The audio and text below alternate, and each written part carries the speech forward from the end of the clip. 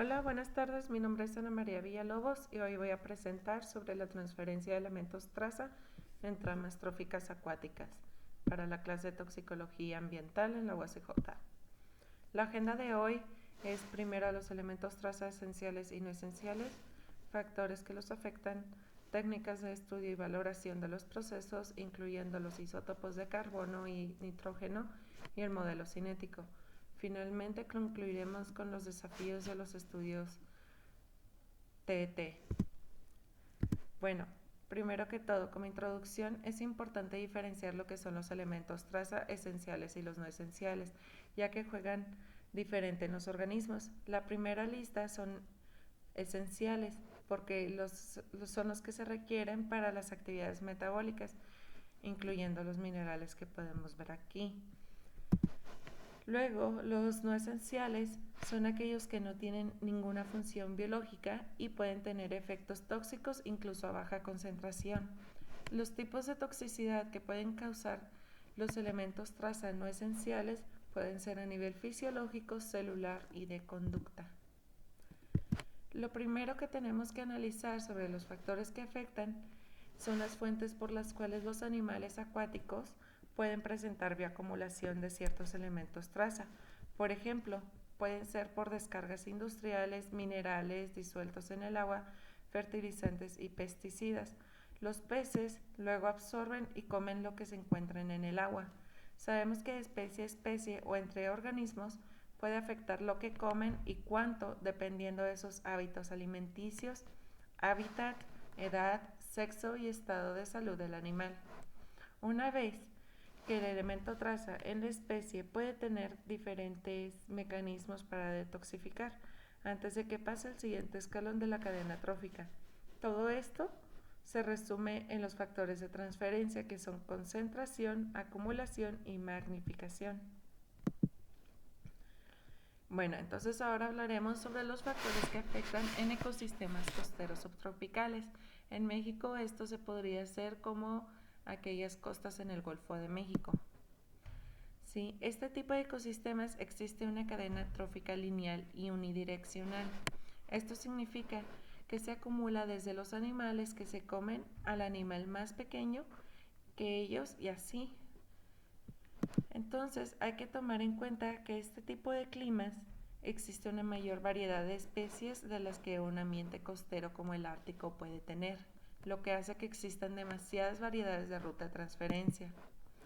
Y finalmente, las variaciones entre épocas, temperaturas, salinidad y disponibilidad de alimento también hace que puedan haber otras variedades de ruta.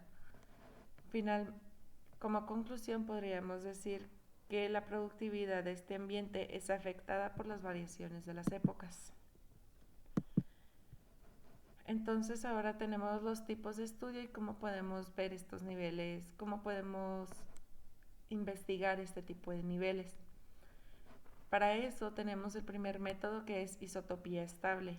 Esto significa que los isótopos estables de carbono y nitrógeno, como los 12C, 13C, 14N, 15N, nos permiten distinguir entre las fuentes y rutas de energía y establecen las estructuras de las tramas tróficas. Imaginemos que las pruebas de esto se hacen como las del carbono 14, que nos permite saber la edad de un objeto.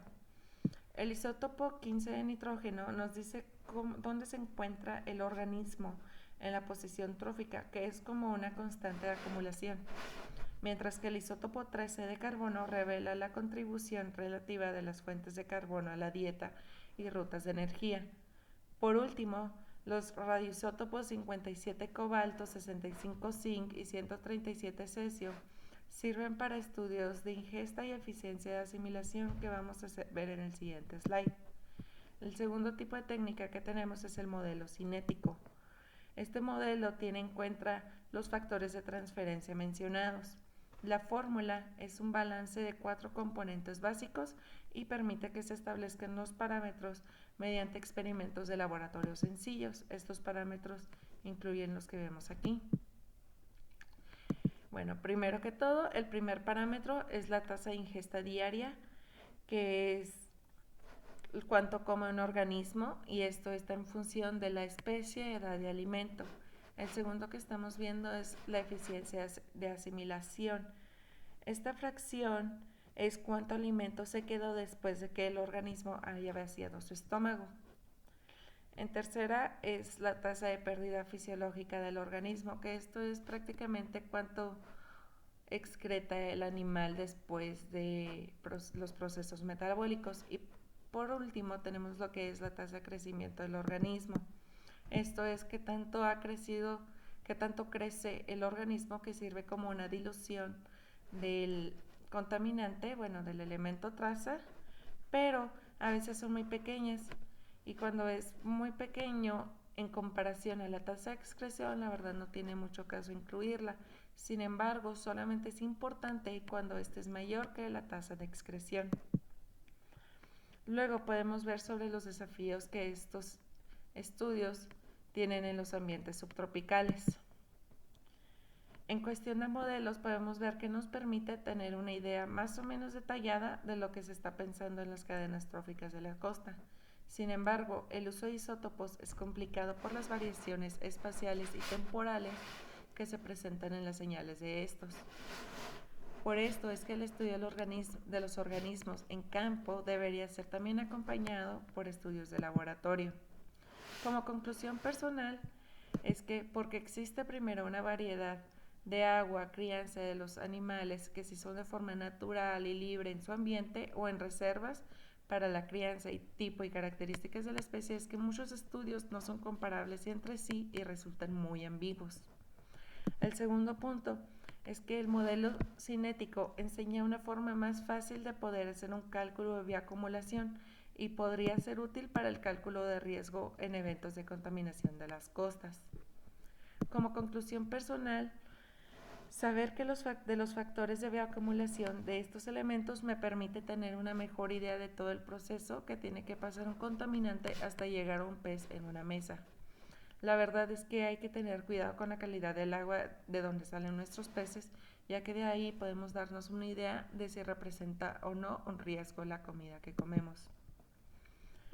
Muchas gracias por su atención. Esta es mi información de contacto. Si tienen cualquier duda, no duden en escribir también sus dudas aquí en el foro de retroalimentación. Gracias por su atención y que tengan bonita tarde. Con permiso.